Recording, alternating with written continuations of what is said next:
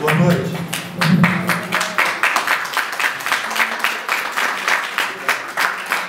É um prazer para mim estar aqui, alegria.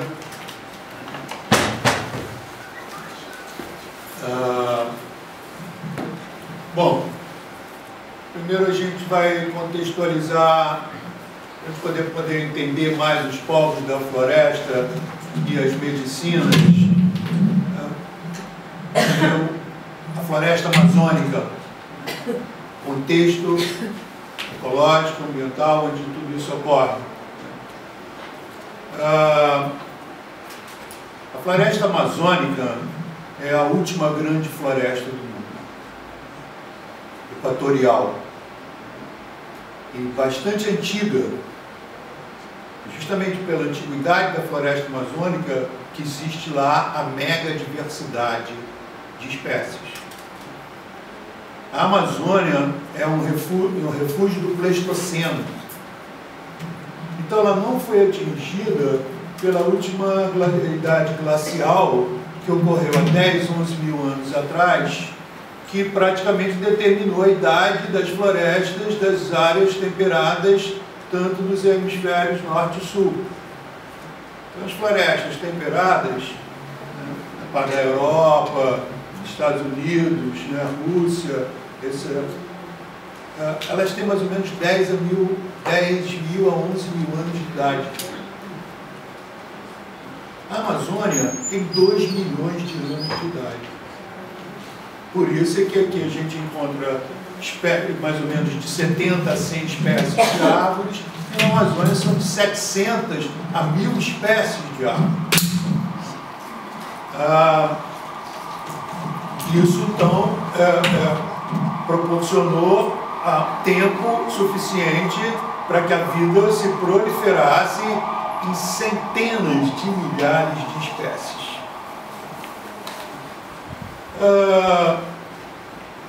É um ciclo hidrobiológico que já vem funcionando durante todo esse tempo, constituído por praticamente 3 fatores: a evapotranspiração, a chuva e a quantidade gigantesca de formação de vapor d'água na atmosfera. Isso é um ciclo. Ela se alimenta, ela produz o seu próprio alimento, que é a água. São 20 bilhões de toneladas de vapor d'água por dia que essa floresta produz. A grande Amazônia, compreendida pelas Guianas, Venezuela, Equador, Colômbia, Peru, Bolívia e Brasil. E, então, a sua principal função ecológica não é como se falava há muito tempo, né? A Amazônia é os pulmões do mundo pela produção de oxigênio. Ela consome praticamente o oxigênio que ela produz. Essa não é a principal função ecológica dela. A principal função ecológica dela é no clima. Ela funciona como se fala aqui em Portugal, bomba d'água. Se fala isso aqui, não.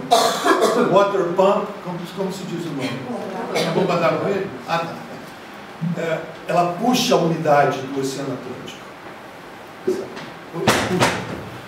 Tanto é que é por isso que lá não tem furacão.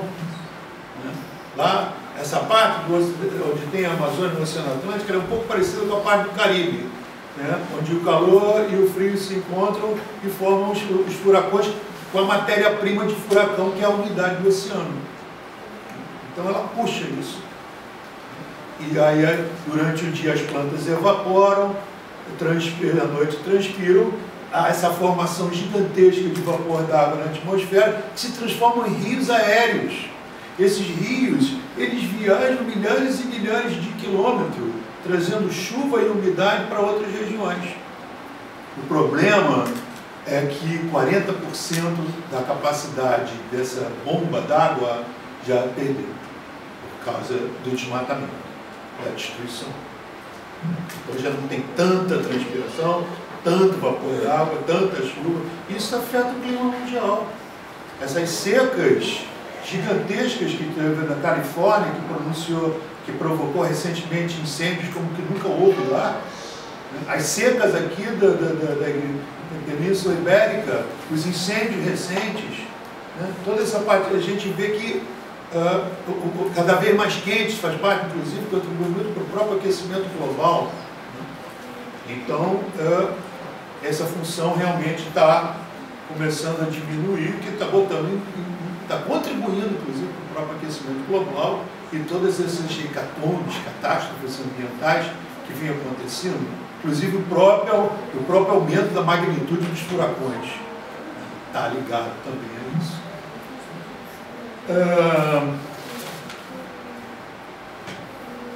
E finalmente, sobre a Amazônia, é muito importante colocar isso. Quando eu vejo a floresta pegando fogo, eu tenho como se fosse um déjà vu. Eu vejo a Biblioteca de Alexandria pegando fogo. É o mesmo fogo destruidor de conhecimento. Porque a Amazônia, ela é uma grande biblioteca. Ela é uma gigantesca.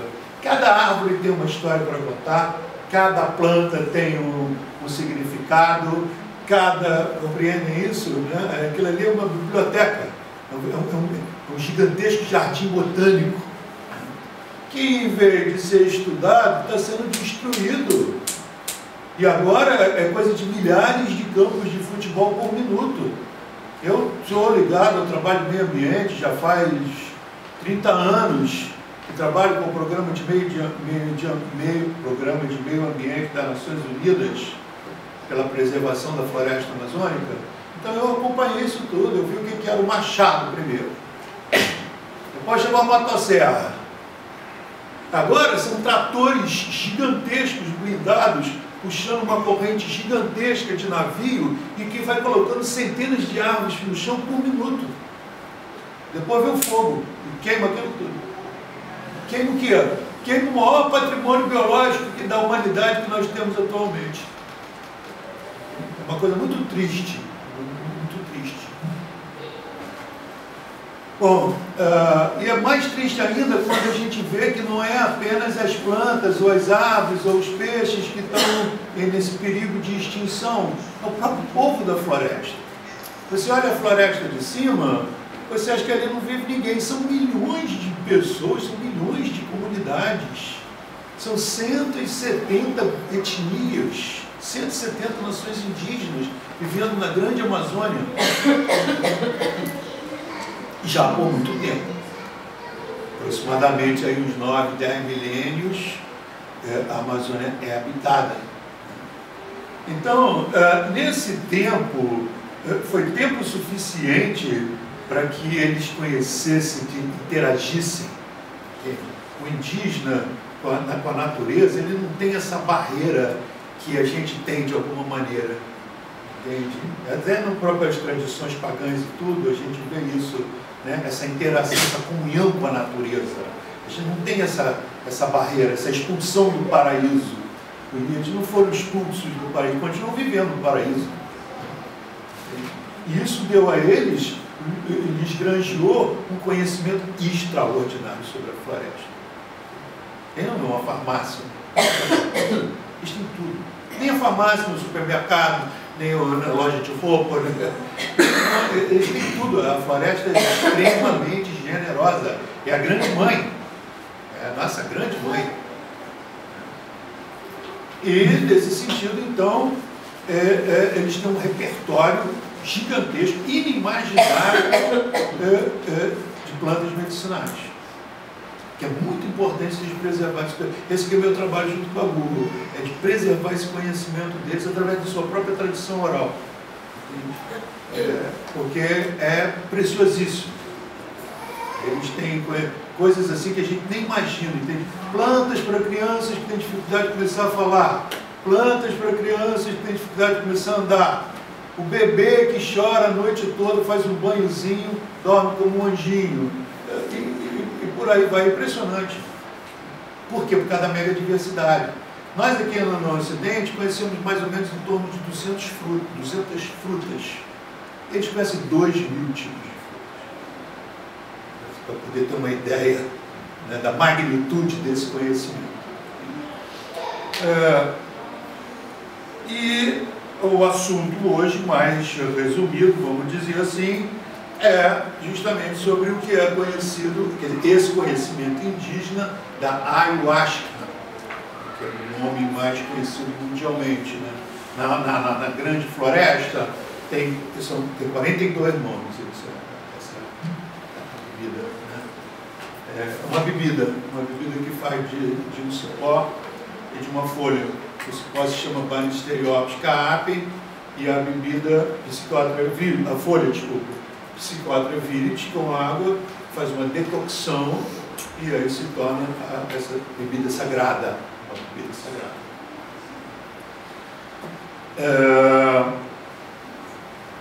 A tradição oral, que ela acontece mais na parte ocidental da Amazônia, é aquela parte ali do Brasil, Peru e Bolívia. Ali, tem também Equador e Colômbia, onde se dá mais, onde tem a tradição mais antiga sobre o uso da ayahuasca. No Brasil, depois a gente veio chamar de Daime, Santo Daime. Por exemplo, existe essa lenda, uma lenda, né, que essa bebida era tomada pela família real Inca.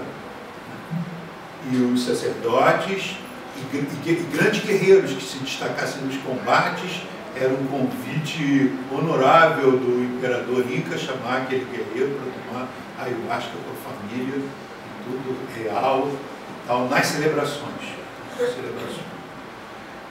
Infelizmente, quer dizer, quando os espanhóis chegaram, havia 2 reis no império, um era Atahualpa, o outro, seu irmão, era o Ayahuasca. Atahualpa foi sequestrado, né, pagou um quarto desse cheio de ouro como resgate e foi enforcado 15 dias depois. Seu irmão, Ayahuasca, saiu, foi-se, desceu no rumo da Amazônia. A lenda conta que ele foi para Machu Picchu, que foi descoberta deserta quase 400, 500 anos depois. E de Machu Picchu tem um rio chamado Ollantaytambo, ele descendo pelos Andes, vai sair na Amazônia, já como um afluente do rio Purus, já na Amazônia brasileira. E daí ele trouxe toda essa tradição, que ficou inclusive marcada como a figura do ayahuasqueiro. Ayahuasqueiro é o xamã que usa a ayahuasca. No Brasil aconteceu diferente, porque os Incas trouxeram isso para a floresta amazônica, só que eles trouxeram uma forma de uso étnico dessa bebida, né? Porque as populações indígenas da Amazônia já usavam isso milhares de anos antes dos Incas, com evidências arqueológicas de potes, tipos especiais de potes que são usados para tomar o chá de 3, 4 mil anos atrás. Um brasileiro, negro, alto, grande, chamado Raimundo Irineu Serra, ele era seringueiro na floresta, nos anos 1920, 1930, e ouviu falar da bebida, que os índios Caxinauá, no estado do Acre, faziam e tal. Ele tomou e teve a experiência visionária, porque o efeito mais contundente, mais importante dessa bebida é a chamada experiência visionária, que mais tarde eu vou falar alguma coisa sobre isso, né? Então ele teve as visões, e no caso dele foram visões cristãs. Ele teve uma visão com a lua, da lua chegando para perto assim, e viu a Virgem da Conceição sentada lá na lua, que falou com ele. E desse encontro ele recebeu toda uma doutrina cristã, inclusive esse nome Daime, Santo Daime, cruz de 2 braços, os hinos, a forma de se cozinhar que já foi um pouco mais diferente. Ele recebeu toda uma doutrina, que hoje em dia no Brasil é uma religião, não apenas no Brasil, mas eu acredito que em quase 30 países já.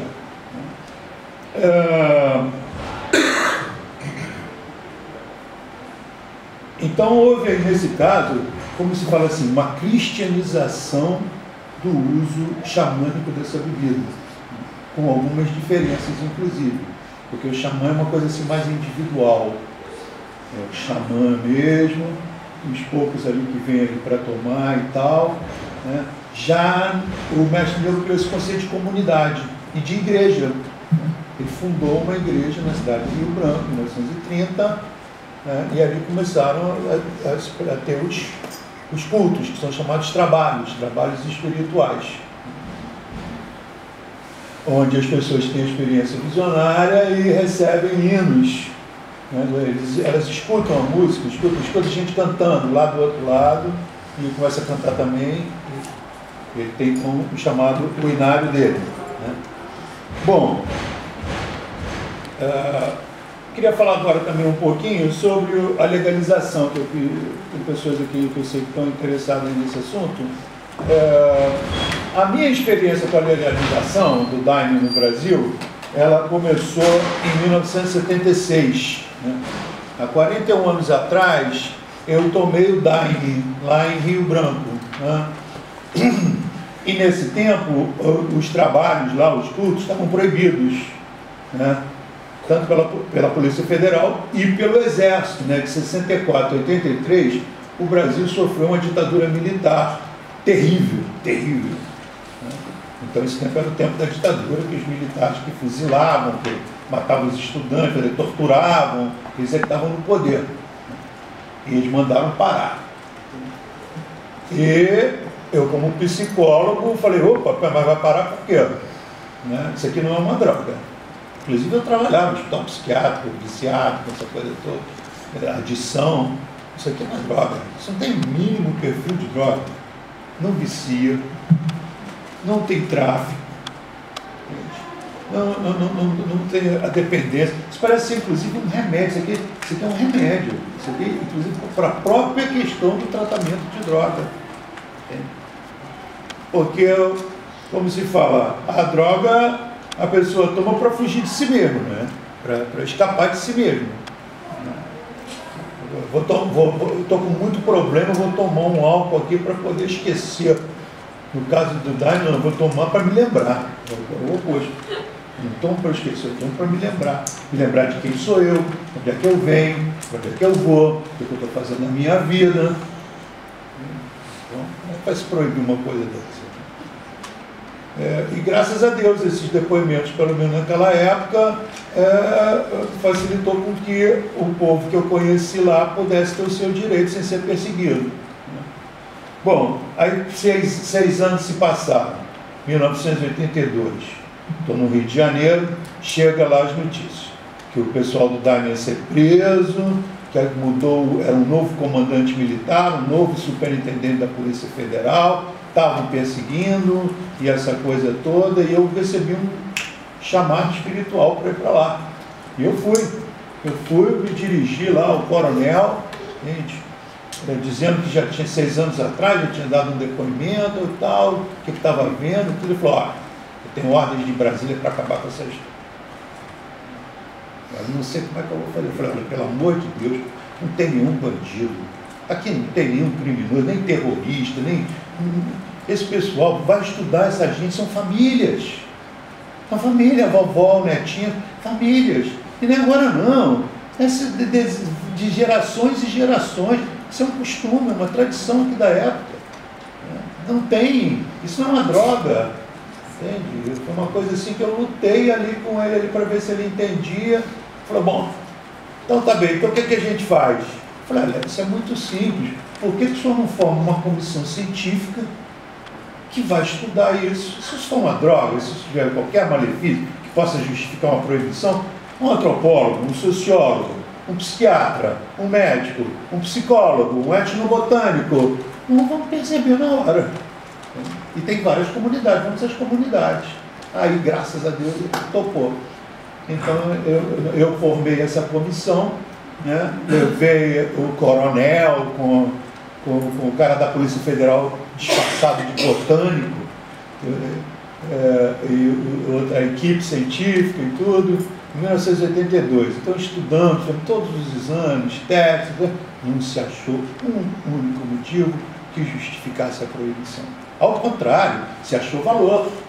Se achou valor tanto no sentido da família, da comunidade, da saúde mental, do contato com a natureza. Eles estiveram sendo muito bem impressionados de lá, principalmente porque tomaram Daime. Eles foram falar com o padrinho Sebastião, que era o líder, né, com todas aquelas perguntas e tudo. Ele falou: vocês vieram aqui me estudar? Eu já sei quem sou eu. Se na terra como no céu. Vocês querem saber o que é o Daime? Para tomar todo mundo Daime essa noite. Para saber o que é o Daime, você tem que tomar, para ver que você vai saber, para poder dizer que sabe, porque teve sua experiência, né? Entende? E aí tudo dependia do coronel, o coronel tirou o óculos. Então, tá bem, vamos lá. Então aí a comunidade, a comissão científica entrou em pânico, porque os caçadores viraram caça. Eles vieram para observar, começaram a ser observados. Enfim, acabou tudo muito bem, nesse sentido que novamente não foi provado nenhum único malefício de justificasse nenhuma proibição. Isso aí, 82. 85, acaba a ditadura, novo governo civil, Conselho Federal de Entorpecente, vem me procurar, me chamar para ir a Brasília saber o que é essa história de Daime, entende? E eu fui, fiz a apresentação, essa coisa toda. Aí, briga dentro do conselho, né? Uns médicos, os psiquiatras falaram: não, isso não tem que conversar, isso não tem que estudar nada. Tem DMT. Daime tem dimetiltriptamina. E DMT está na lista dos como é que se fala isso? Substâncias controladas. Das substâncias controladas. Isso acabou, isso está proibido. Acabou, isso não tem. Mas teve toda uma outra parte do conselho de juristas, mesmo que eram juristas, eram advogados, juristas, assim, humanitários e tudo, que falaram: não, peraí, mas você está falando aí do farmacológico, mas vem cá, e o psicológico, e o antropológico, e o social, e o espiritual, e o religioso? Aí criou aquela coisa, e aí eu aproveitei e entrei. Eu falei: a mesma solução que eu propus para o Exército, propus para a Polícia Federal, estou propondo para os senhores agora. Forma essa comissão científica, faz todos os estudos e vê se uma proibição realmente tem justificação científica. Né? Não apenas científica, mas também do ponto de vista legal, do ponto de vista da lei, né? Essa coisa toda. Então, de 85 a 87, como é que eu estou de tempo? 20 minutos. De 85 a 87 ocorreram os estudos e o Daime foi legalizado no Brasil. Mas atualmente existem centenas e centenas de igrejas, né, que tomam, fazem o seu uso regular, tudo. É uma coisa normal, faz parte da cultura brasileira, o Daime. Né. Até porque, inclusive, nasceu dentro do próprio Brasil, não é uma religião que veio de fora. Bom, então nesse sentido, o que é o Daime? Aí eu vou falar um pouco assim sobre os resultados dessas comissões, de todos esses estudos. Entende? O primeiro, como eu estava explicando ontem um pouquinho, o primeiro contato da ciência, do cultura ocidental com o Daime aconteceu na Amazônia no século XIX, quando um naturalista alemão chamado von Spruce chegou numa tribo e viu os índios bebendo aquilo ali. Vocês sentem com isso, quando vocês tomam isso, porque alguém falou de transe para eles, falou do êxtase para eles, o que vocês sentem? Pela dificuldade de comunicação, o índio leva ele na areia do rio e desenha visões que ele teve ali na areia. Aí ele diagnosticou na hora. Isso são alucinações. Essas visões, ele está alucinando. Bom, se ele está alucinando, então essa substância é um alucinógeno. Que esse nome de alucinógeno, até hoje, ainda é usado, ao meu ver, que não se diz. Não é exatamente isso. Por uma razão muito simples. Não há nenhum registro no efeito do Daime, não há nenhum registro de alucinação. Hoje eu trabalhei em hospital psiquiátrico, eu sei o que é estado alucinatório, eu sei o que é atender um paciente que está delirando, entende? Né? E em todas essas entrevistas e exames, nunca houve relato de alucinação visual ou auditiva. É o relato de visões que as pessoas têm com os olhos fechados e que interrompem essas visões simplesmente abrindo os olhos. Epa, mas peraí, como é que um estado alucinatório pode ser interrompido apenas abrindo o olho? Isso não é alucinação. A alucinação, segundo a definição psiquiátrica, é a percepção sem objeto. O médico entra na enfermaria com o estetoscópio, né? Com o estetoscópio, o paciente... Ei, doutor, tem uma cobra aí no seu pescoço. E o senhor trouxe essa cobra, foi para me morder. Isso é uma típica alucinação de sentimento persecutório da esquizofrenia. Isso é uma alucinação. Agora, no Daime tem isso. Aí 100 anos depois, os cientistas franceses, nos anos 90 agora, falaram, bom, então isso não é alucinógeno. O que é isso? Eles então criaram esse termo enteógeno, que é o Deus dentro, teogenos, o Deus dentro. Quer dizer, em outro sentido, assim, a substância que facilita a experiência do sagrado, a experiência do transe, a experiência do êxtase.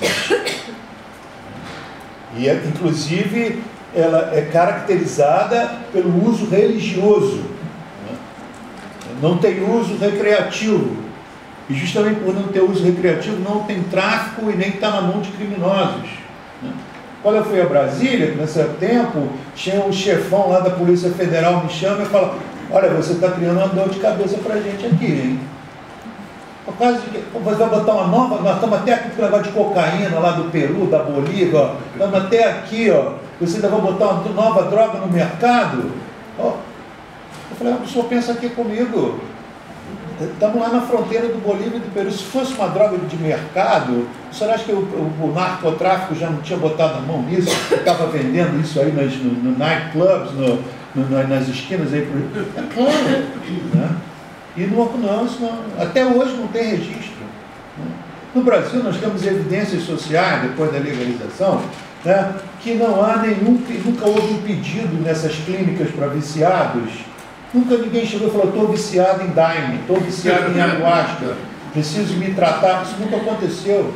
Nunca aconteceu também do Daime estar associado a uma ocorrência criminal e ter ido parado numa delegacia policial, como acontece com as drogas e o álcool praticamente todos os dias, né?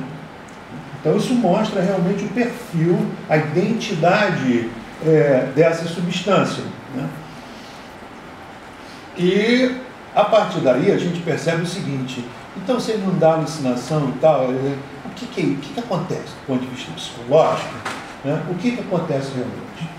Acontece uma abertura de percepção que, por sua vez, provoca a expansão da consciência. Eu acho que vocês estão familiarizados com aquela imagem do Freud, do iceberg freudiano. Você tem um iceberg apenas com a pontinha na superfície, aquela montanha submersa. A pontinha é o consciente. Para trás, onde a luz do sol ainda pega um pouco, é o subconsciente. E nas profundezas e no escuro está aquela vastíssimo, praticamente infinito, inconsciente. Isso pode ser visto também em outra imagem, né? Você pode ver a mente como se fosse um círculo gigantesco, a mente, e um pontinho no meio do círculo, isso é a consciência. Então, quando a consciência se expande, ela se expande para níveis subconscientes e inconscientes. E quando isso ocorre, o inconsciente se torna consciente, que é o sonho do Freud. Quando o inconsciente se torna consciente, o autoconhecimento ocorre naturalmente.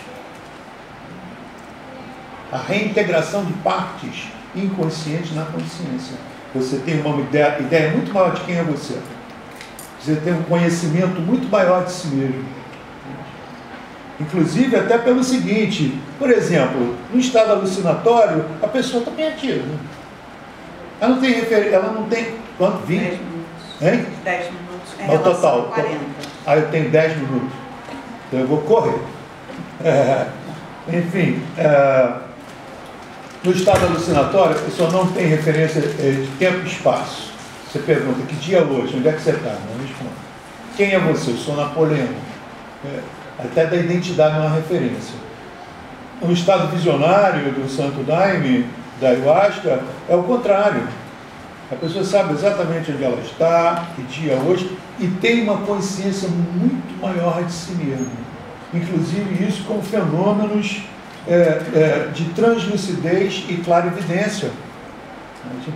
Ele aumenta, esse que eu estava comentando aqui com a Adriana, né, 2, 3 semanas, né, um estudo seríssimo publicado na revista Nature, mostrou como que o DMT existente na Ayahuasca ajuda na capacidade cognitiva, na memória, na imaginação, no aumento da inteligência e na própria neuroplasticidade.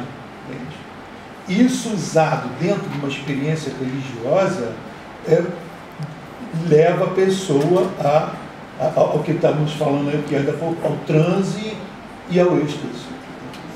Essa coisa do interior, o professor Mário falou tão bem, do interior, do exterior, tudo, como se fala, o Daime, esse efeito de expansão de consciência, sensibilização, a gente entra no transe, entra num outro estado de consciência, não é o normal, é um outro estado de consciência expandida, que dependendo da intencionalidade do ato, então temos o êxtase, que é a experiência de união com Deus, quando a gente se junta e se sente um só. Como Cristo falava, eu e o Pai somos um. Isso que se chega de se sentir junto. Quanto tempo você falou mesmo? Tem 8 minutos? Estamos quase no final já. Apenas para falar um pouco também do uso medicinal. O uso medicinal é uma coisa muito importante, né? Na Amazônia é muito usado para parto, né? Tem um dizer lá, a mãe que toma Daime nunca morre de parto, a mãe que toma Daime nunca morre de parto, né? Tem um provérbio.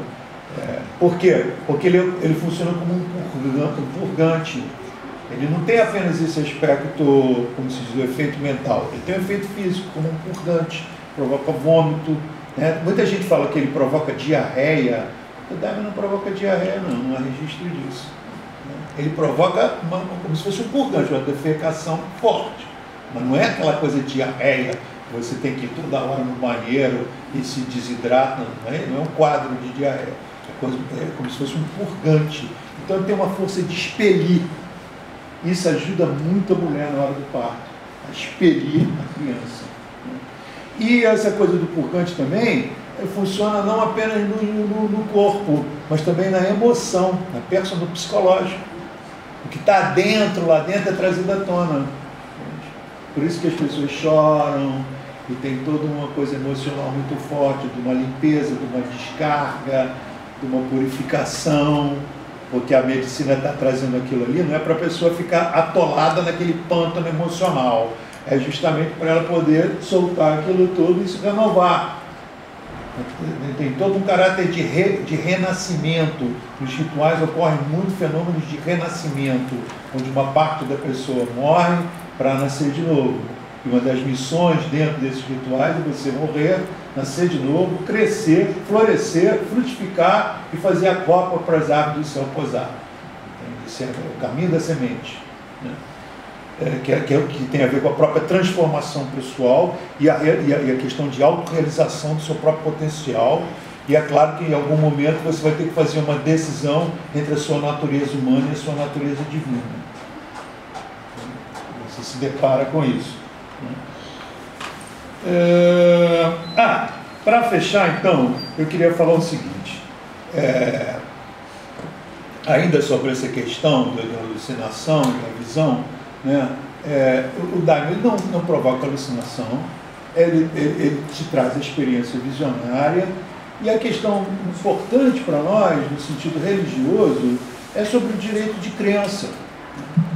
Nós temos o direito de crer no que nós estamos vendo, principalmente se não é uma coisa doida, caótica. Se eu estou sentindo naquele momento o amor de Deus dentro de mim, eu tenho direito de crer nisso.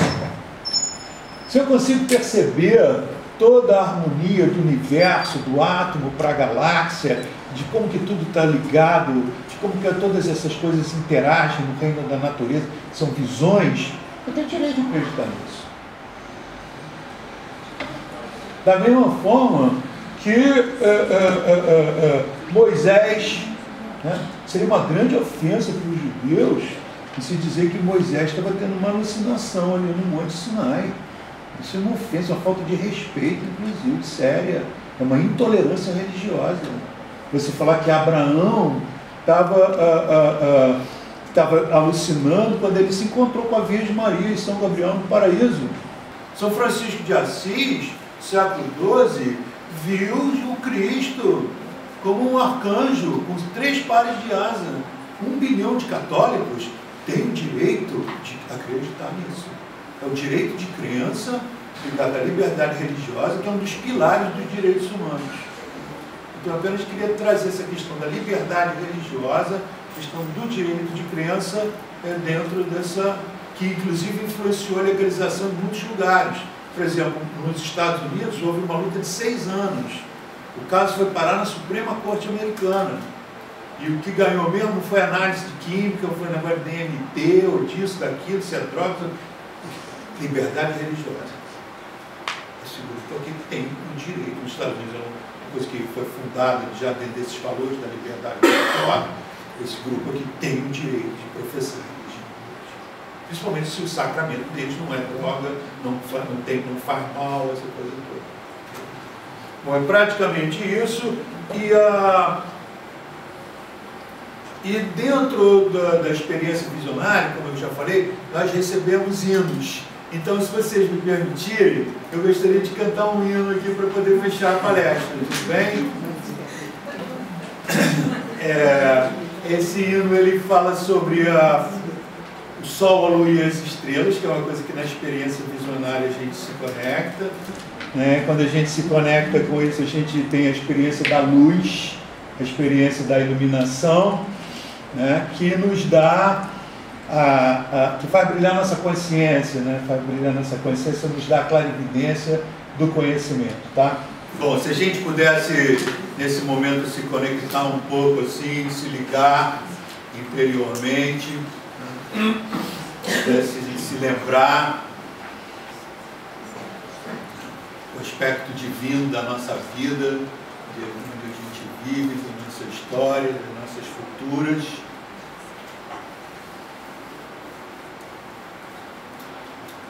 Uma ligação direta aqui com os céus.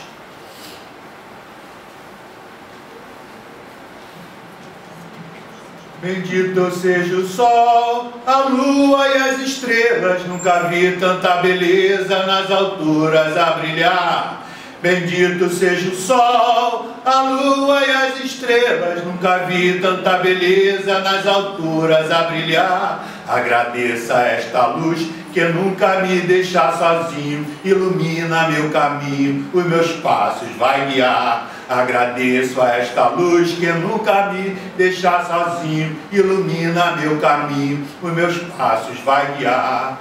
No rumo do amor, da fé e da verdade, é na espiritualidade que eu devo consagrar. No rumo do amor, da fé e da verdade, é na espiritualidade que eu devo consagrar.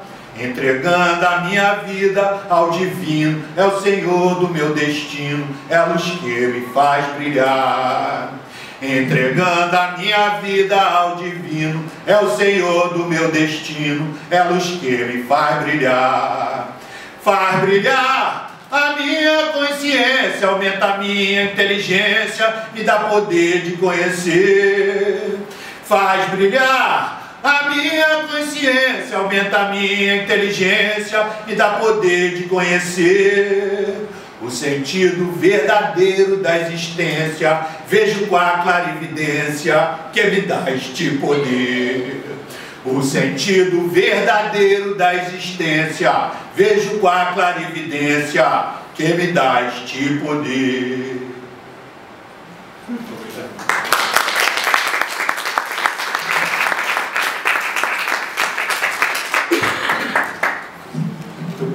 começo por agradecer este convite, honroso, porque, enfim, fazer duas comunicações com o mesmo título, apenas mudando a língua em 2 dias seguidos, é assim, algo que inaudito.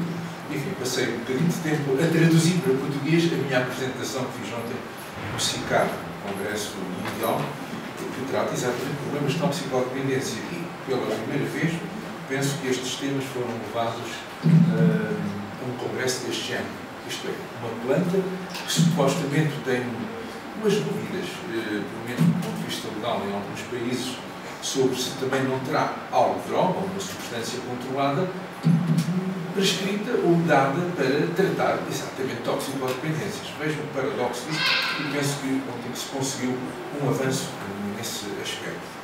A minha motivação para me interessar pela ayahuasca vem porque, naturalmente, quem está na psiquiatria vê a taxa de insucesso tremendo que as pessoas, sobretudo ligadas à toxicodependência, apresentam. Passado um ano, há umas recaídas que chegam a 60%. Passado um ano. Daí comecei a interessar pela literatura, o que é que havia que tinha alguma repercussão mais sólida no tratamento. Por outro lado, também sabemos que na psiquiatria e em alguns doenças, sobretudo estados depressivos, há situações que, 90%, não se conseguem tratar. Você tem que fazer uma terapêutica toda a vida, com reguladores do humor, tudo isso e também outro motivo para me interessar. Também as doenças neurodegenerativas, vamos ver, parece que há qualquer coisa. E foi por isso que eu vou escrever um artigo, saiu um artigo exatamente com este título também, uma revista de divulgação grande, mas também trazer isto para o meu país e falar destes temas. Está em inglês porque foi o título em inglês que apresentei ontem, mas portanto depois traduzi tudo em português o texto para mais facilmente entrarmos neste tema a mostrar.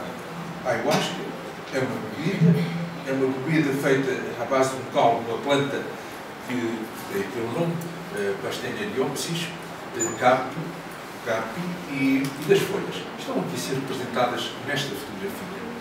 É considerado pelos botânicos, e foi aqui já há pouco descrito, seria um alucinogénio. Na verdade, hoje a designação mais moderna é enteógeno, portanto, algo que põe o Deus dentro Deus, dentro de Deus, ou dentro da própria pessoa. E pronto, já sabemos onde é que ele foi mais usado, e não só para fins ritualísticos do contacto com o divino, mas também com fins curativos.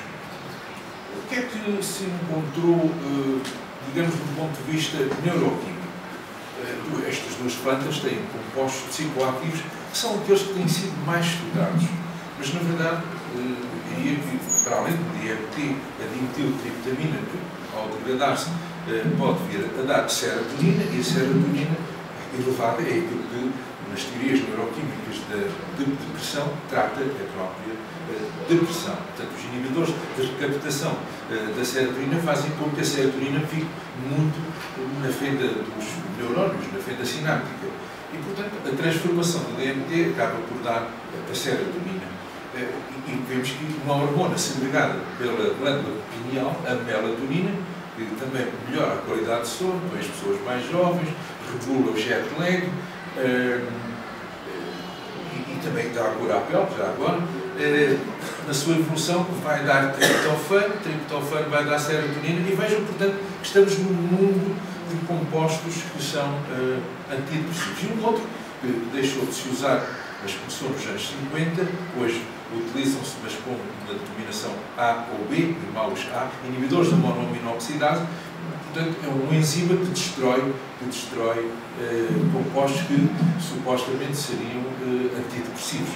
E é um conjunto destes dois que vai, de certo modo, provocar toda uma certa fenomenologia associada à ayahuasca. Mas estes são aqueles mais estudados, mas existem outros da família da armina, a armelina, e hoje podia dizer-se que, dentro do conjunto destas plantas em decocção, e a própria decocção produz outros produtos, poderíamos ter aqui uma série chamada de fenóis, e os fenóis são potentes anti-inflamatórios.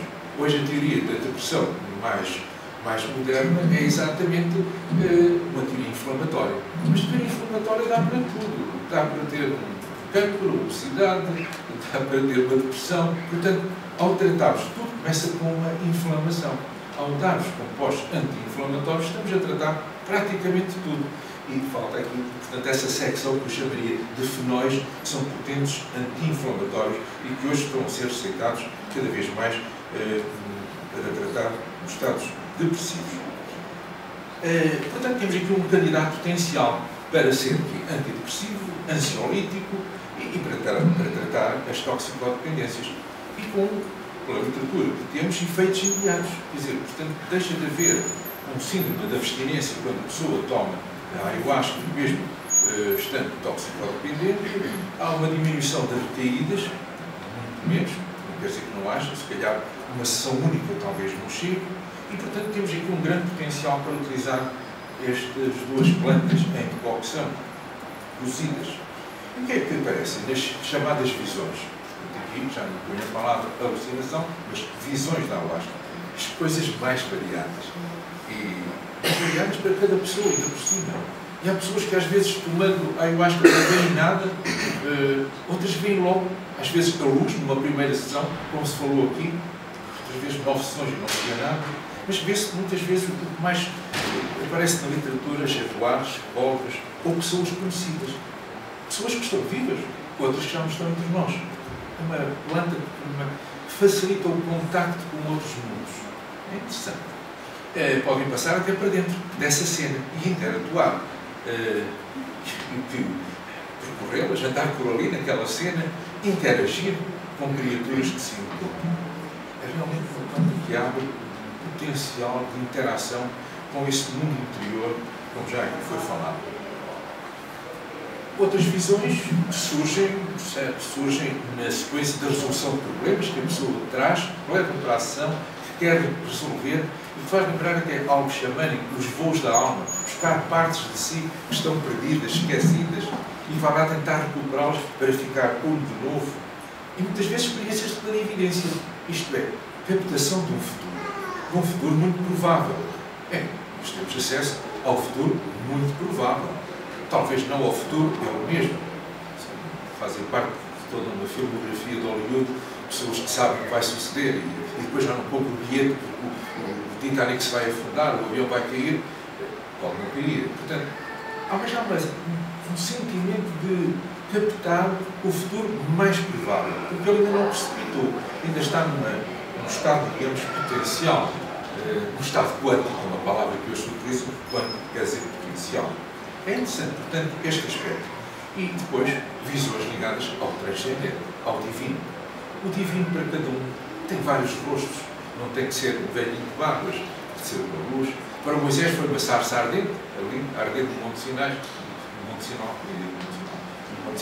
portanto, imagine. As visões do divino são específicas para cada um. Mas tem alguns efeitos secundários, não para toda a gente também, diga-se de passagem. E há alguns episódios de vômitos, que são chamados purgas, na verdade é visto como uma limpeza. Muitas vezes a pessoa tem um sentimento de náusea, vontade de vomitar, outras vezes tem um sentimento de que está a vomitar algo que nem se vê, subtil. Quer dizer, é como se estivesse a fazer uma purga de outros elementos mais subtis. E, portanto, nem se pode considerar isto um efeito secundário. Faz parte do próprio processo, ficar mais limpo. A percepção do corpo altera-se. Muitas vezes nós temos o sentimento de mexermos a mão e a mão já vem aqui e parece que o nosso corpo vem devagarinho e chega a colar-se depois.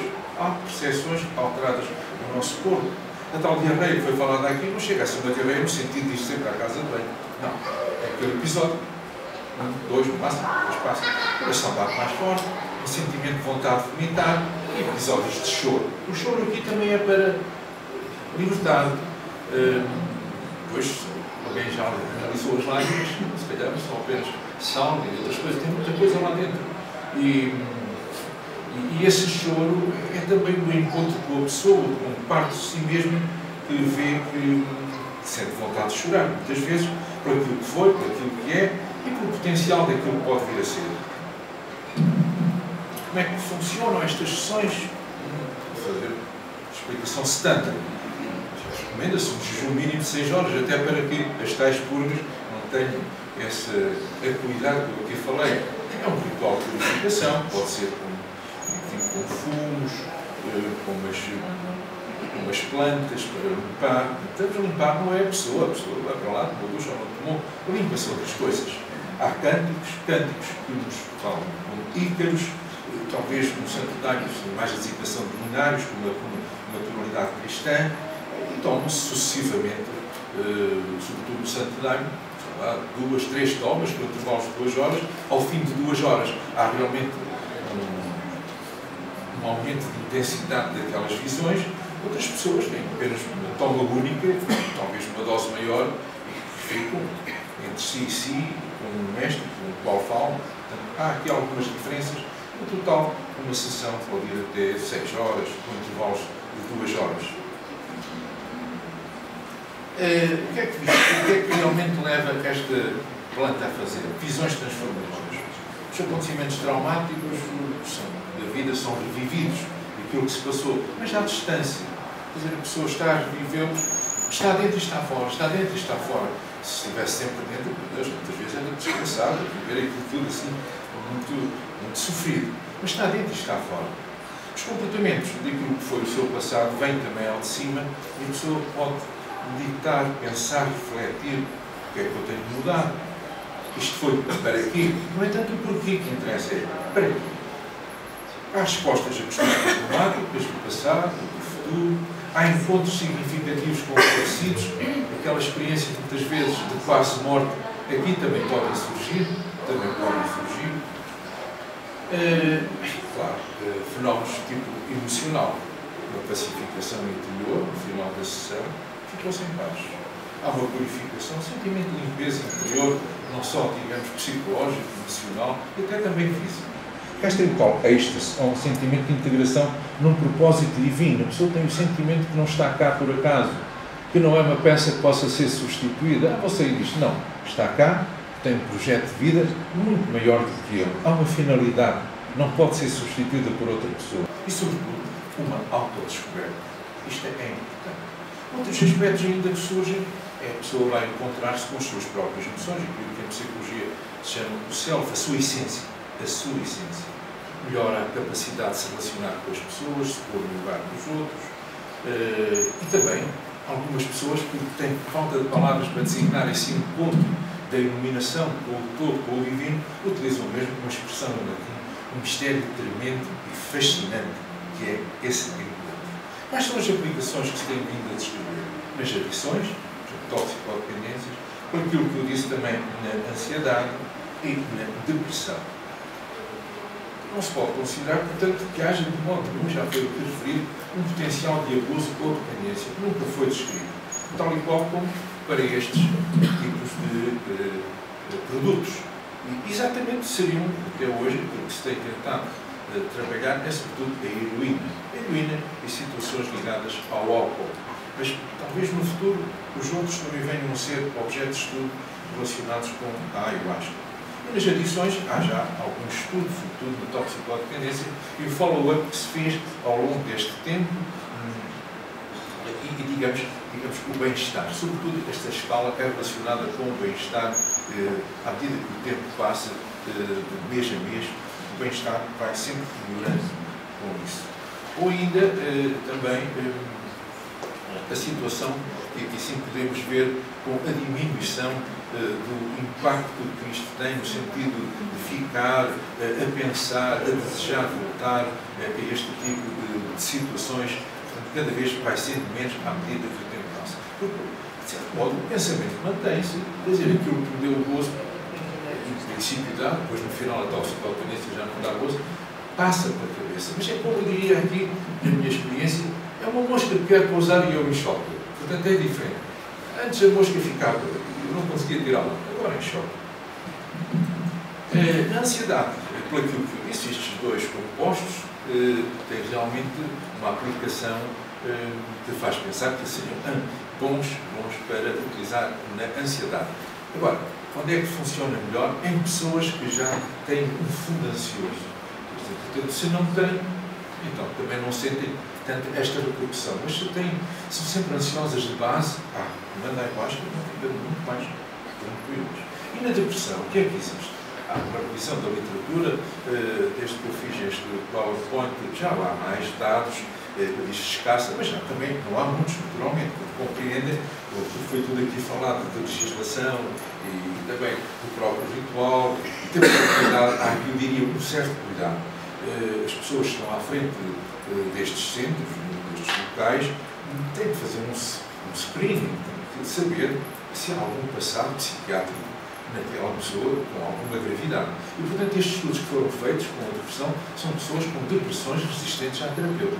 Já tinham tentado tudo, muitas vezes com ideação suicida e até tentativas de suicídio. Portanto, chamado depressão mágica. E há indícios fortes que, na verdade, funcionam. E foram nestes 6 casos que teve-se a ideia de que a toma única da ayahuasca leva a uma remissão rápida e acabar com as ideias suicidas e a remissão completa dos sintomas. Portanto, eu diria que é importante não entrar no tratamento de situações graves sem haver realmente um fundamento. E mesmo para pessoas que tiveram no passado ou alguns familiares, pai, mãe, irmãos, com uma doença psicótica, com uma doença grave, com alucinações e alteração do pensamento, ou a própria pessoa também teve, eu não aconselharia de modo nenhum a tomar ayahuasca. Nestes casos, eu não aconselharia e acho muito bem que haja esse screening antes de avançar para aí. Eu termino com este slide, com o tempo que me foi dado, para dizer que o potencial é exatamente como o de um fractal. Um fractal parece que é caótico a crescer, mas não é. Reproduz sempre aquilo que está para trás, não se sabe para onde ele vai. Isto é um fractal. Portanto, é algo que representa o caos, mas o caos também tem leis. E eu penso que a AIA vai seguir este modelo do fractal, onde se vão descobrir não só as utilizações que eu acabei de falar, mas também outras, por exemplo, ligadas à doença de Alzheimer. Já começa a haver estudos, por exemplo, para a doença de Parkinson e até para algumas formas de cancro. Portanto, eu vejo que isto é um fractal, há aqui um potencial grande e era esta esperança que eu queria trazer com este último slide. Obrigado. Se calhar, vou então permitir que se faça aqui um pouquinho de perguntas. A primeira pergunta, o que surge, se tem alguma coisa a ver com uma terapia regressiva. Pode ter ou pode não ter, pode ser até de futuro, pode ser progressiva. Mas pronto, se tiver, quem é que trata? Geralmente, neste tipo de trabalho, não há um terapeuta que fica lá, a não ser durante a sessão.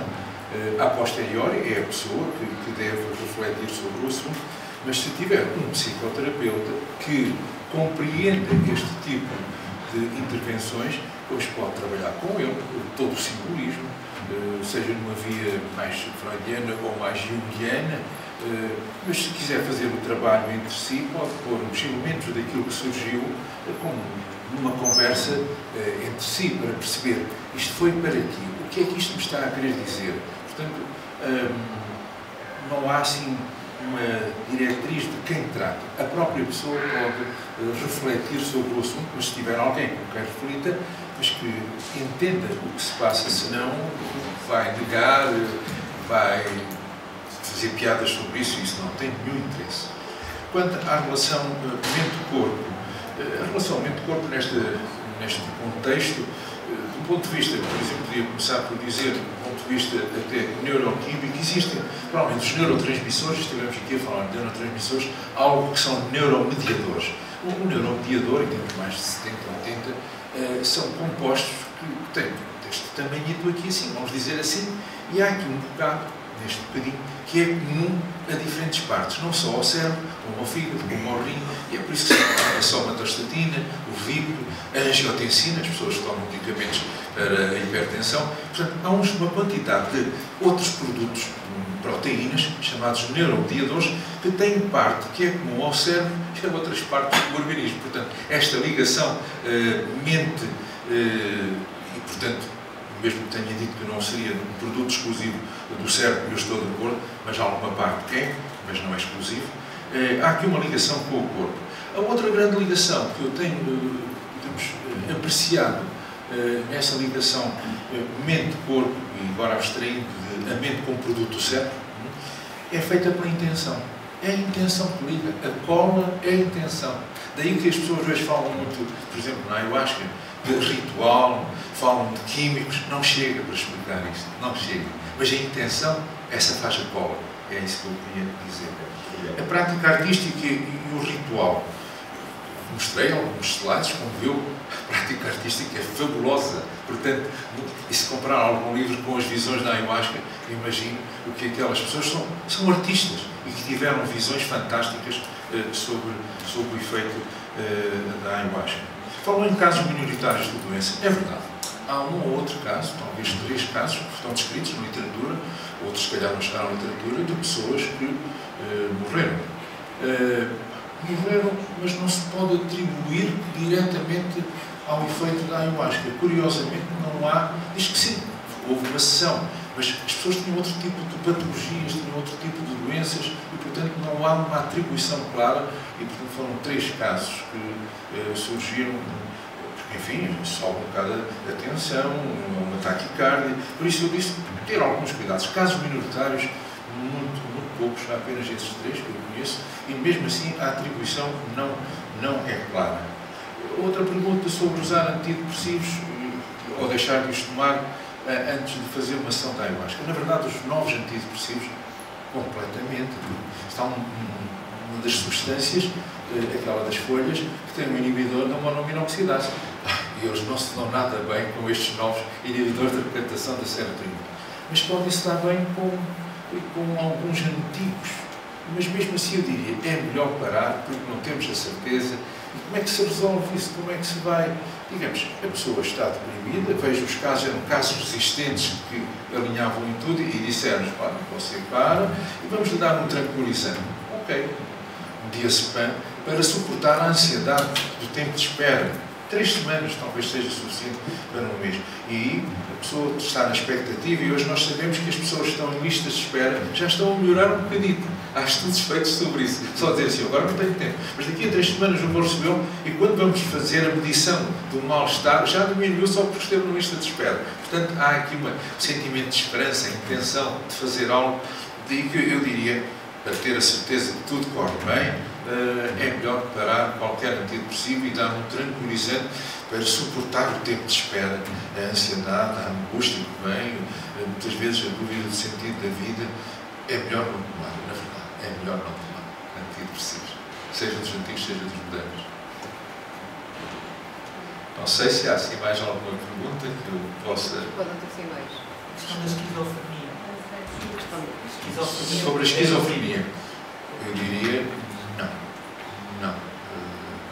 Como viram, provoca visões e muitas vezes o esquizofrénico não tem só alucinações, não tem só alterações de pensamento e delírios.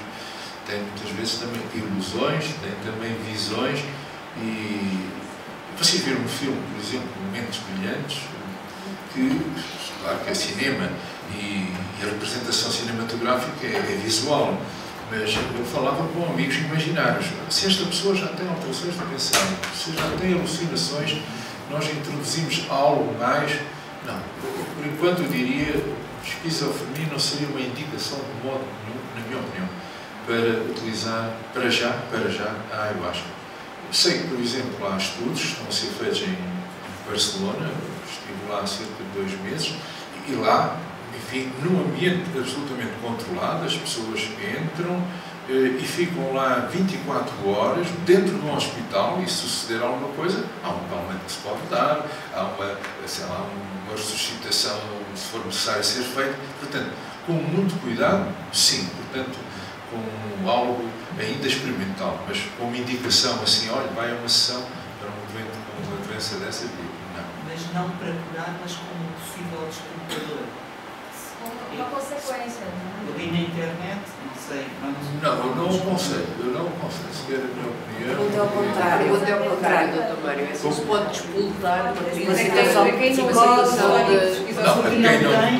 Quem não tem. Se não há passado, não há história nenhuma que tenha até agora sido descrita, só se houver assim.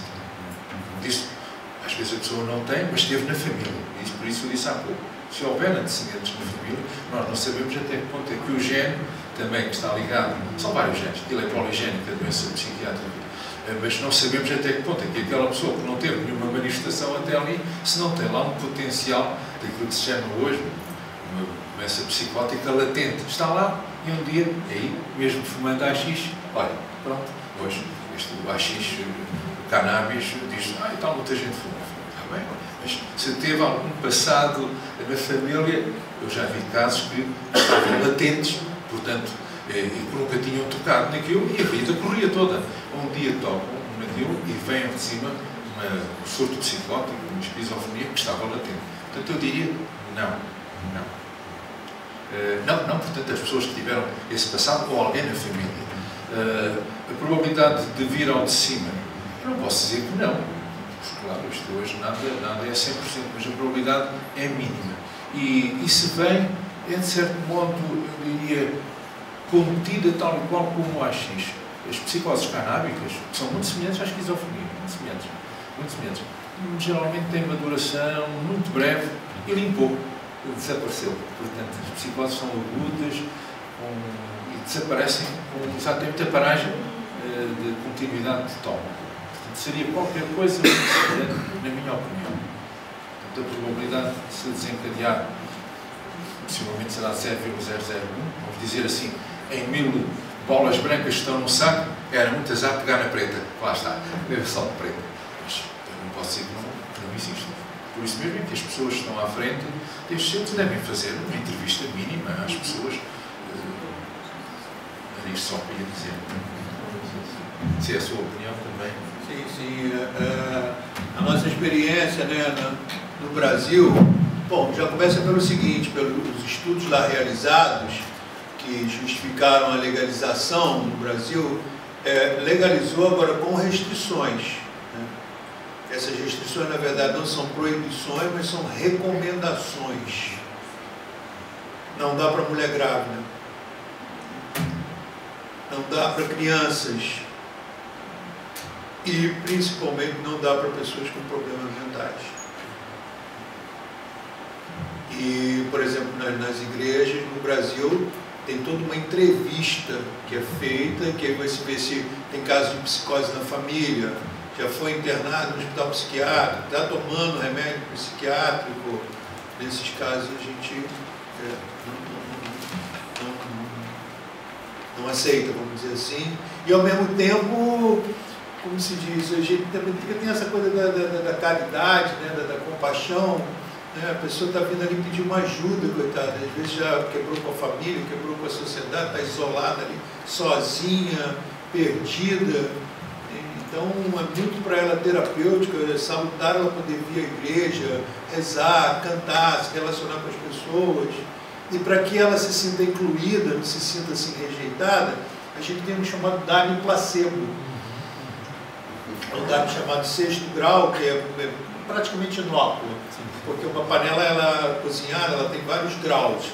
A primeira vez que dá, depois ela dá uma segunda, dá uma terceira. Quando chega na sexta vez, é um líquido assim bem clarinho, praticamente não tem nenhum efeito. Então a pessoa toma aquilo ali e faz o seu ritual, é ajudada de alguma maneira. Esses problemas mentais está excluída a depressão, certo? Não. Senhora? Esses problemas mentais de que falas está excluída a depressão, ou não? Não, porque, como se diz isso, a depressão, de uma forma geral, ela não é um quadro psicótico. A depressão talvez estaria mais ligada como se diz, ao quadro neurótico. Isso seria mais uma neurose do que uma psicose. E a depressão, ela realmente tem o Dharma nesse ponto ajuda direto, até que mesmo até fora de ritual, a Universidade de São Paulo, no seu hospital, está tratando depressão com Dharma.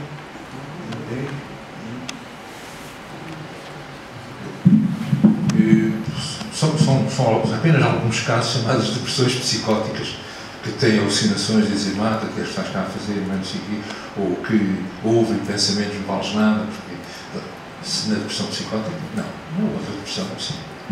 E também tem um outro caso importante, que eu acho que alguém citou, ela funciona mesmo. é chamado borderline. Né? Como é que se faz? Tem um termo em português. É borderline. Okay? Isso, uma pessoa que é borderline, não é recomendado também. Inclusive nos Estados Unidos, eu estou chegando de lá recentemente, que foi o aniversário de 10 anos das nossas igrejas lá, e nós estamos considerando inclusive a possibilidade de usar testes psicológicos que possam identificar o borderline, para não. Porque as pessoas às vezes chegam não demonstram, não tem muito sintoma, mas se ela é borderline, não é aconselhável também.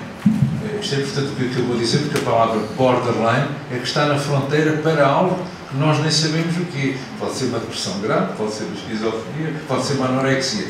Portanto, o melhor é não aceitar borderline. Isso. Só uma pergunta. Em relação a, uma vez que o placebo passa pelo cozimento de decocção durante 6 vezes, não é?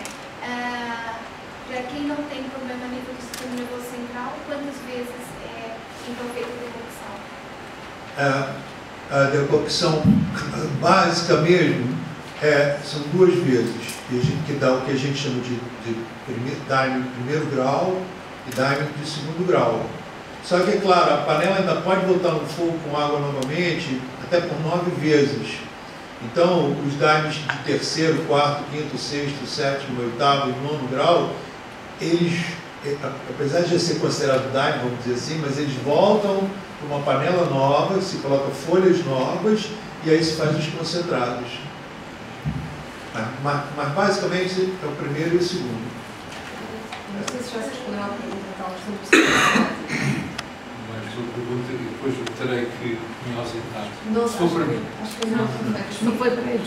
Mas foi do psicossomático que foi para a Foi. A minha pergunta para dizer tem a ver com os ícaros e com os hinos.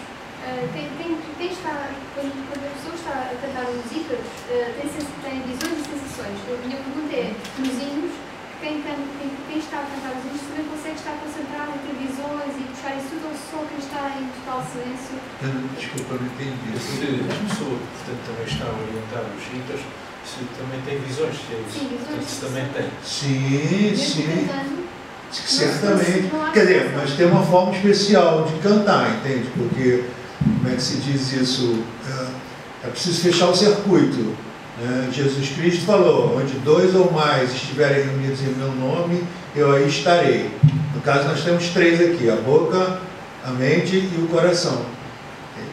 Então, para que possa realmente acontecer a excelência do ícaro, do hino, é preciso fechar o circuito. O que a boca está cantando, a mente está pensando. O que a mente está pensando, o coração está sentindo. O que o coração está sentindo, a boca está cantando. Aí ligou. Agora, se a boca está cantando sozinha, a mente distraída com isso e com aquilo, o coração fechado, não acontece nada. É apenas um canto mesmo. Agora, quando a gente junta isso através de uma prática, de um domínio, de um adestramento, de um controle mental, você faz com que se eu estou cantando, eu sou o brilho do sol, a mente está pensando, eu sou o brilho, o coração está sentindo isso. Então aí você vai para o que a gente chama da excelência do hino, entende? Que é quando a palavra se torna poder. O que está cantando realmente está acontecendo na coisa. Há mais alguma pergunta para o doutor Simões? Sim, professor Simões. É interessante o que disse o Paulo, desta união. Muitas vezes é curioso, é o que vem durante o hino, isso é mais importante que a própria visão. Sim. E tem essa sincronia também, doutor Simões, que é por uma coincidência, vamos dizer assim, mas é uma sincronia, o hino está explicando a visão. Você está tendo uma visão, aí canta um hino, uma frase elucidadora.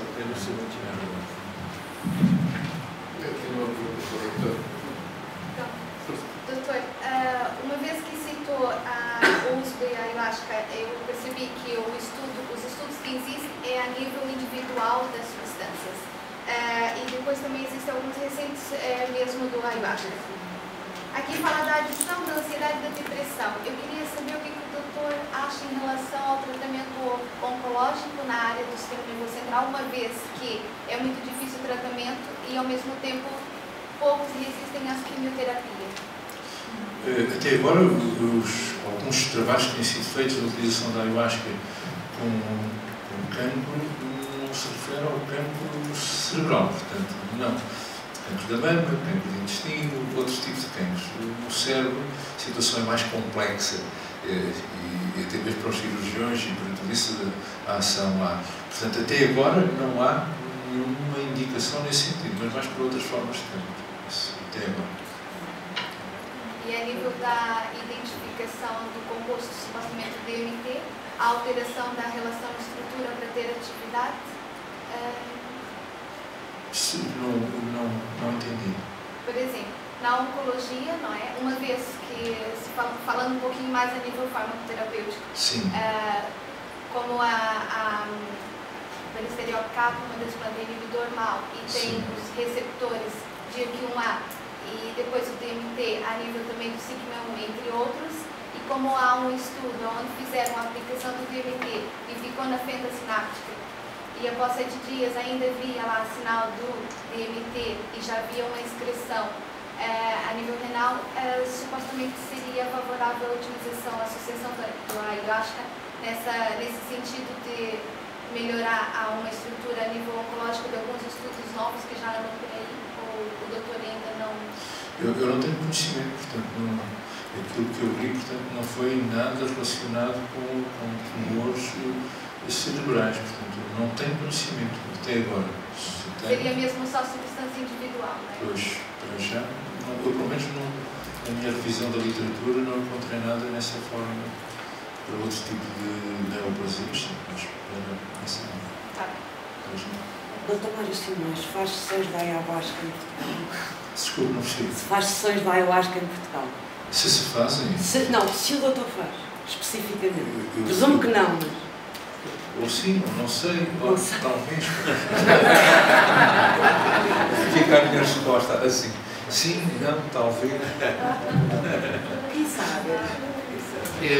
Eu queria saber ao certo se já há prescrição de uma sessão de ayahuasca em Portugal para casos específicos, ou se isto ainda está a alguns no horizonte. Completamente, é tudo muito privado, Quem vai assume a sua responsabilidade, tem o seu consentimento livremente dado, não há nenhuma indicação, nada. No nosso país não tem nenhuma indicação, nenhuma. Isto é apenas da literatura.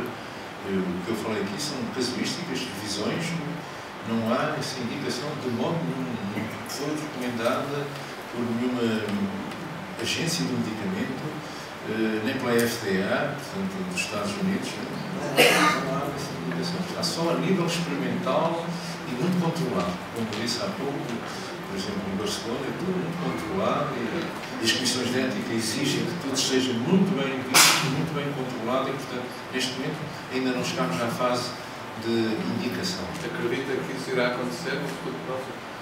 Digo que sim, porque há indícios nesse sentido.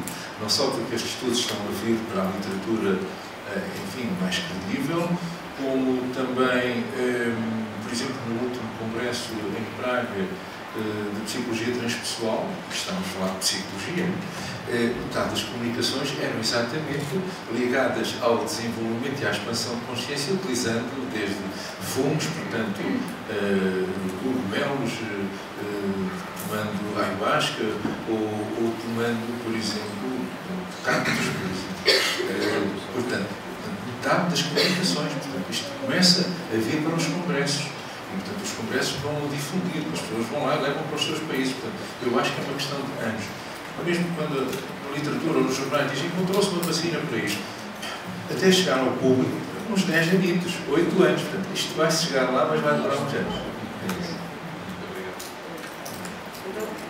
Se não há mais perguntas, eu pelo menos gostava que houvesse uma respondida em relação aqui à religião. Nesse sentido, a gente pode avaliar o fenômeno religioso através do próprio sentido etimológico da palavra religião, que vem do latim, do religare, que é justamente a reunião ou a religação da criatura com o Criador. E isso ocorre dentro do fenômeno religioso do Santo Daime, que isso é uma coisa que tem afetado muita gente, entende? Porque, como se diz, para o povo da Amazônia, né, principalmente no passado, as religiões não chegavam lá, dentro da floresta. A maioria não sabia ler. Então,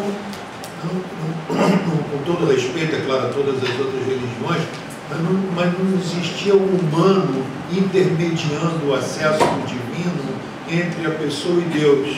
Olha, eu conheço Deus, o que você quer? Eu vou lá falar com ele e te digo. Isso a pessoa entra num estado de consciência que tem um contato direto com a divindade. E esse contato não é uma coisa assim tão platônica, assim tão distante, entende? Porque quando a expansão de consciência, ela leva a transcendentalidade, a transcendência. Leva a transcendência. E é nesse espaço da transcendência que se dá um encontro com o divino. E ele se dá dentro, ele não se dá fora, por isso que se chama enteógeno. É o Deus, o contato com o Deus na sua intimidade. Né? E a partir desse contato, como se diz, como se fala no Brasil, a diferença entre a religião católica e o Daime é que no catolicismo a pessoa faz a comunhão, não, primeiro faz a confissão, depois faz a comunhão. No Daime é o contrário, a pessoa faz a comunhão e depois vai se confessar. Ele vai interagir com o divino e aí vai receber revelações, compreensões, receitas, indicações. Começa um processo de autotransformação, onde que na experiência visionária ela vê uma coisa sobre a sua própria vida, seja sobre o seu comportamento, a dinâmica da sua família, a sua forma de agir, seja o que for, ela percebe determinados desequilíbrios que só podem ser percebidos com maior intensidade no estado visionário. Ela volta para a vida cotidiana dela, trabalha aquilo dali e transforma. Então, nesse sentido, ela usa a religião para o seu próprio desenvolvimento pessoal, para você fazer o seu progresso espiritual. Mais perguntas? Sim. Eu tive agora no norte de Belém, no Conselho de Nazaré, e também fui ali ao Aipoque, aquela zona de Roraima e a Floresta Amazônica. Eu queria saber do senhor, você tem falado isso muito como igreja, com relação aos índios. Eles participam desses rituais, eles fazem parte da igreja, né? Não, aí é mais assim, como se diz, é claro que os índios também são brasileiros, mas eles têm a etnia deles, eles têm a nação deles. Dentro do Brasil eles têm a própria nação deles. Né? Eles não frequentam as igrejas, não precisam disso. Pois é, né? Entende? Porque tem as igrejas para o povo, que é o cubano, que mora nas cidades, e tudo ele tem as igrejas. Os índios eles têm as suas próprias cerimônias. Mas acontece também o seguinte, que recentemente estão surgindo alianças entre as igrejas e os índios. As igrejas visitam os índios visitam as igrejas, trocam coisas, se ajudam, mas não no sentido sincrético, no sentido que uma vai dominar a outra e começar a influenciar a outra. Graças a Deus há um respeito nesse sentido, onde cada um continua com a sua própria tradição. Mas a medicina nos torna iguais de alguma maneira, entendeu? A medicina traz todo um sentimento de igualdade, no fundo, dentro do conhecimento profundo da nossa existência, nós podemos perceber que conseguimos transcender barreiras culturais, econômicas, geográficas, até poder se reconhecer no outro. Então, os índios continuam com a sua própria tradição, os ingleses com a sua própria tradição. Eu acho que fica ficou ainda que a questão do Daime ser confundido com a toma de DMT. Pois é, isso é uma coisa fundamental, entendeu? Eu acho isso uma coisa muito importante, porque tem essa coisa clássica, até uma posição acho mais cômoda porque a gente não precisa de tanta investigação, é apenas um raciocínio, é apenas uma conclusão lógica. Olha, se tem DMT no Daime, o DMT está proibido, o Daime tem que ser proibido. Mas essa é uma lógica, vamos dizer assim, um pouco imediata demais, assim, um pouco superficial, porque há outras coisas a ser consideradas também. Então, da mesma forma que existe uma diferença entre o estado alucinatório e o estado visionário, né, praticamente isso, ó, o Daime está do lado do estado visionário, o DMT está do lado do estado alucinatório. Por exemplo, eu tomo Daime há 41 anos e vou seguir tomando. Minha sogra tem 93 anos, toma Daime, se sente muito bem, inclusive o Daime é muito bom para os idosos. Eu uma vez experimentei DMT na Califórnia, que eu nunca mais quero fazer isso de jeito nenhum. Eu achei horrível. Foi uma experiência aterrorizante. E o pessoal, os americanos, falaram, não, olha, isso aqui é que é o Daime, você vai tomar isso, vai é a mesma coisa que é o Daime. Mas como é que é isso? Aí é um cachimbo de ferro que você bota uns cristais químicos e acende com um isqueiro, assim, parece um maçarico, e você puxa apenas uma vez. Eu falei, é mesmo? Vamos ver. E você tem que ter um travesseiro, porque você, então usa aquilo ali, puxa, quando solta a fumaça a gente desmaia, você cai para trás, você tem que ter umas almofadas atrás, inclusive. E foi uma experiência extremamente desagradável. Aquilo ali foi uma experiência alucinatória, que eu me senti muito mal, entende? Então, para resumir aqui o tempo, né? O Daime entre o DMT tem 3 diferenças concretas e distintas: na composição, no uso e nos efeitos.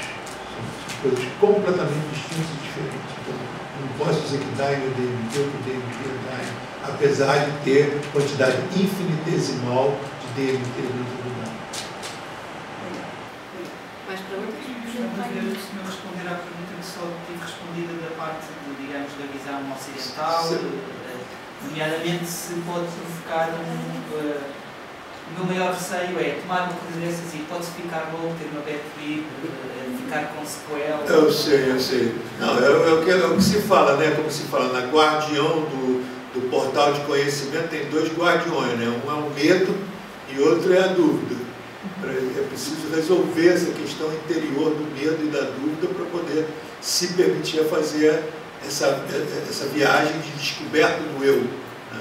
Agora, o que eu posso lhe dizer é que estatisticamente isso não acontece. Entende? Quer dizer, fica louco só quem já é louco, vamos dizer assim, que é a questão do borderline. Né? Borderline, a pessoa tem uma predisposição à psicose, e como o professor Simões falou muito bem, até um haxixe, uma cannabis, pode detonar um surto psicótico. Entende? Quer dizer, mas isso não acontece com 99% das pessoas que tomam. Isso, a maioria das pessoas tomam e não ficam. Eu sou estudante da Universidade Federal Fluminense, no Rio de Janeiro, e a minha pesquisa ela é a respeito do Santo Daime. Estou aqui em Portugal em intercâmbio em antropologia e também sou iniciada na religião do Santo Daime. A minha pergunta para o padrinho Paulo Roberto, aliás, antes eu gostaria de agradecer a presença dele aqui, por estar disponibilizando um tempo para poder explicar sobre essa religião que é tão vítima de preconceitos na Europa, e também agradecer por compartilhar um hino que, enquanto iniciada e enquanto pesquisadora, eu entendo a importância sagrada do hino na base da doutrina, e então é uma honra esse momento em que o senhor se levantou e cantou o hino. Muito obrigada. E a minha pergunta é justamente a respeito do hino. Ao estudar a respeito dos hinos na doutrina, a gente percebe que são citadas várias vezes que o Daime ensina, que os hinos estão ensinando, que há uma relação de mestre e discípulo com a planta. Então eu gostaria de saber do senhor o que o Daime ensina, o que essa doutrina ensina, Ou seja, como o iniciado ele é reinserido no contexto urbano e na sociedade depois do ritual. Quer dizer, os ensinos, eles vêm como já uma consequência de uma tomada de consciência, compreende isso? Quer dizer, a gente aprende na medida em que é quase como que a gente reconhecer, quando a gente entra em determinados estados de consciência, que ocorrem revelações, os insights, as compreensões, entende? E, é claro, a gente faz isso com uma intenção, quer dizer, eu não vou tomar Daime para poder medir a distância entre Marte e a Lua, eu não vou tomar Daime, por exemplo, em busca de conhecimento astronômico, eu vou tomar Daime em busca de autoconhecimento. As duas principais coisas são o conhecimento de si, para você responder as grandes questões existenciais, né, de quem sou eu, de onde é que eu venho, para onde é que eu vou, o que eu estou fazendo na minha vida. Né?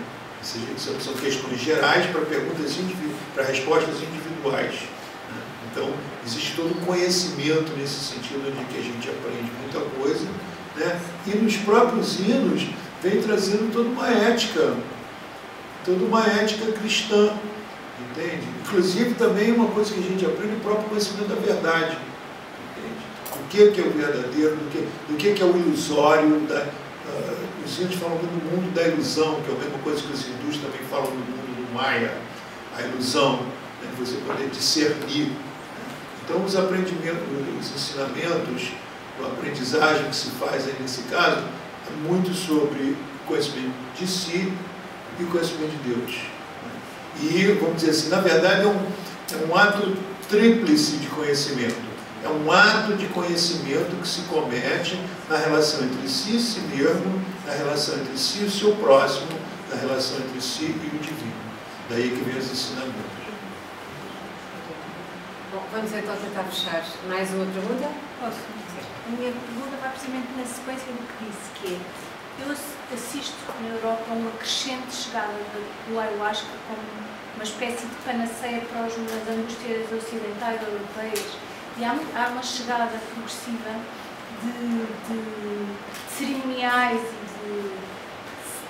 que são descontextualizadas do mundo religioso, nomeadamente o sanitário. Eu gostava que nos falasse um pouquinho sobre isso. Como é que vê esta utilização do ayahuasca, vou-lhe chamar profana, não, para profanizar? Eu sei, compreendo isso, sim.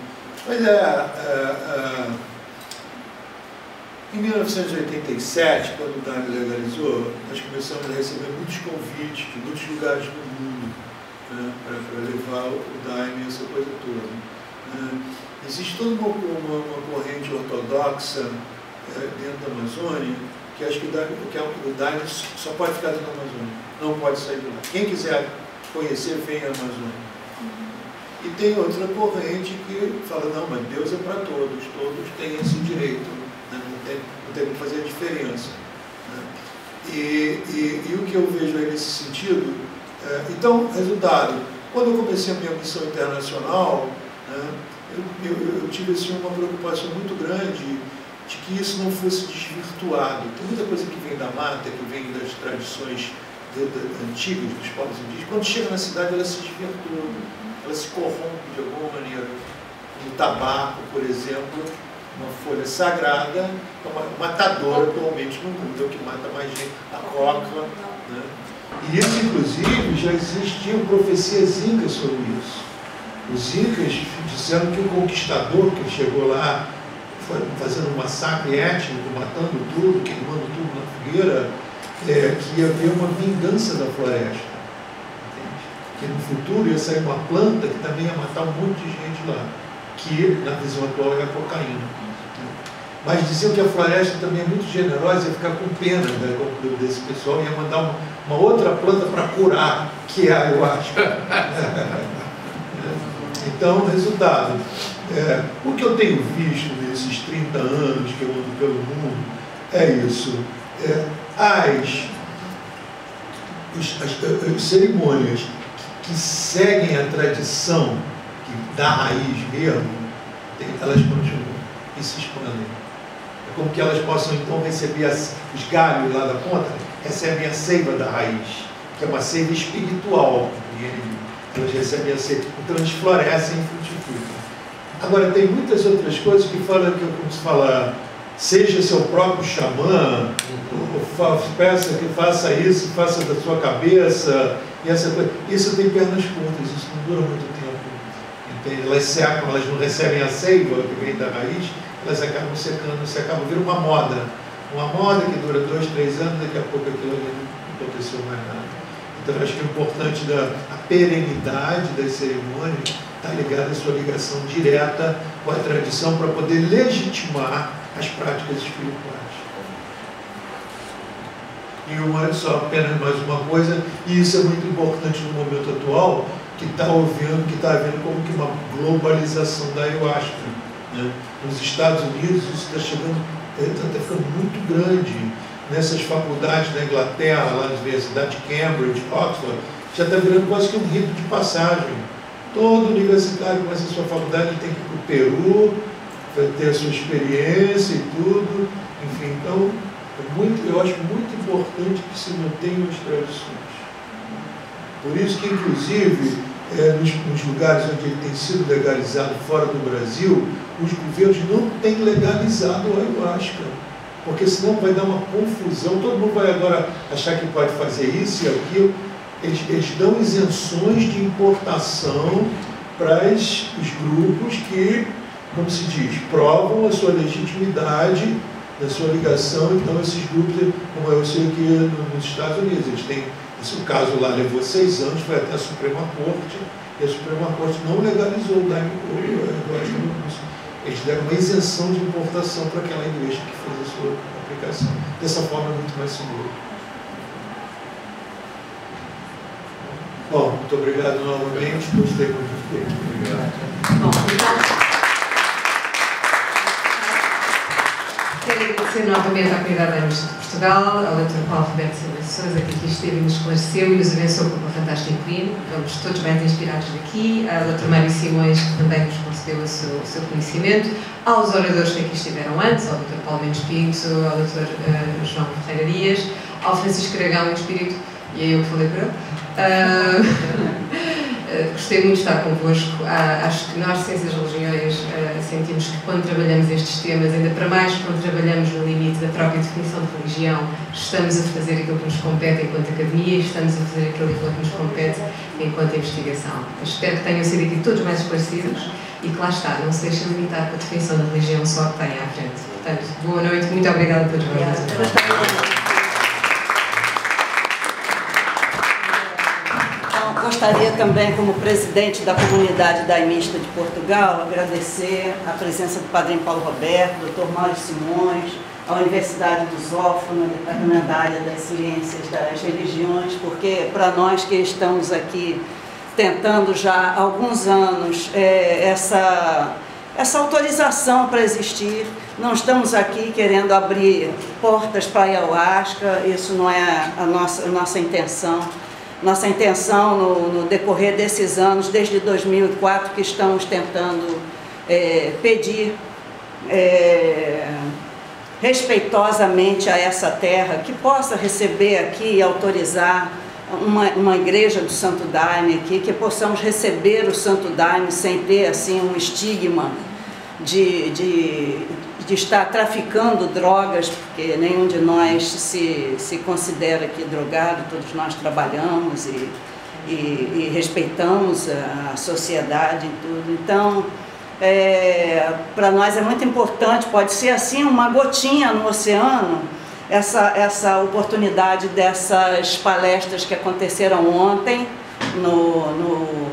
no simpósio organizado pelo CICAD, de poder se falar abertamente sobre ayahuasca, Santo Daime, e hoje aqui essa oportunidade também que a universidade, um meio acadêmico e científico, onde nós pudemos colocar, né, essas premissas da doutrina do Santo Daime, né, de um uso responsável. Então, nós estamos assim muito agradecidos por esta oportunidade, assim, porque no decorrer de todo esse caminhar em busca de uma autorização, realmente é um ponto da história assim, muito importante para nós, essa oportunidade de estarmos aqui esclarecendo. E quem sabe aí mais um pouco, porque eu acho que quanto mais o tempo passa e esses assuntos vão sendo falados, mais as mentes já podem estar mais abertas, às vezes, para entender por um outro prisma, não é? Que ninguém está procurando se esconder atrás de fins religiosos, de uma capa de fins religiosos para se drogar. Não é isso, está longe de ser isso. Então, muito obrigada a todos por essa oportunidade. Obrigada, Neca.